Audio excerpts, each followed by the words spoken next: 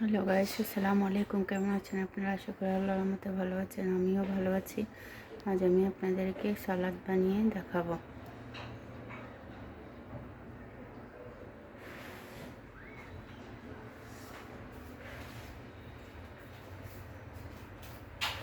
এখানে আমি সালাদগুলোকে কেটে ধুয়ে কুচি কুচি করে নিয়েছি একটা বাটিতে।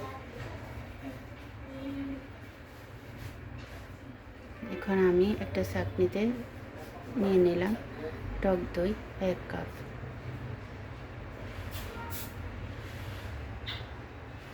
দইগুলোকে আমি একটু ছেঁকে নিচ্ছি।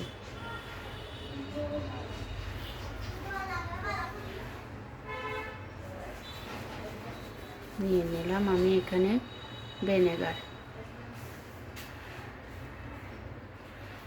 আর দিয়ে দিলাম নুন, 1 চা চামচ নুন।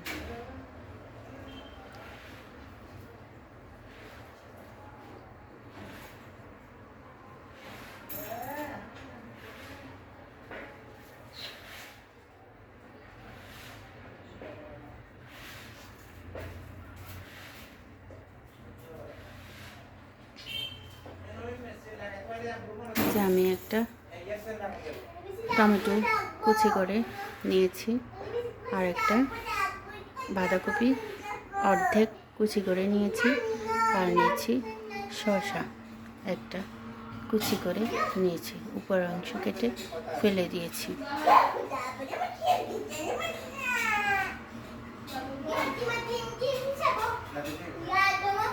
কারণ আমি এগুলাকে যাতে কাঁচা গন্ধের সাথে না লাগে একটু ভিজিয়ে রেখে এখন তুলে নিচ্ছি।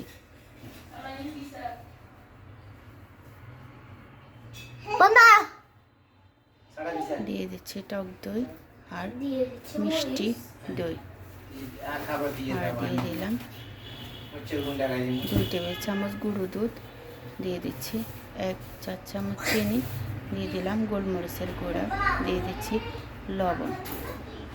এগুলোকে আমি এখন ভালোভাবে একটু মিশিয়ে নিচ্ছি।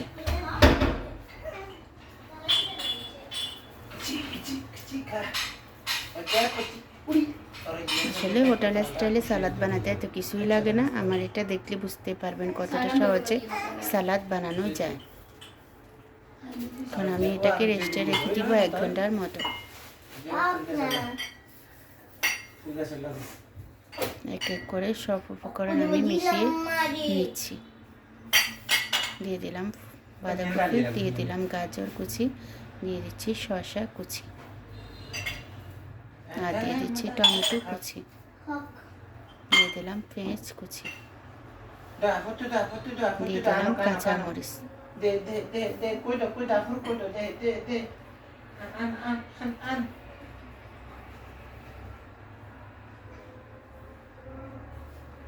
এগুলাকে একসাথে মিশিয়ে নিব এখন।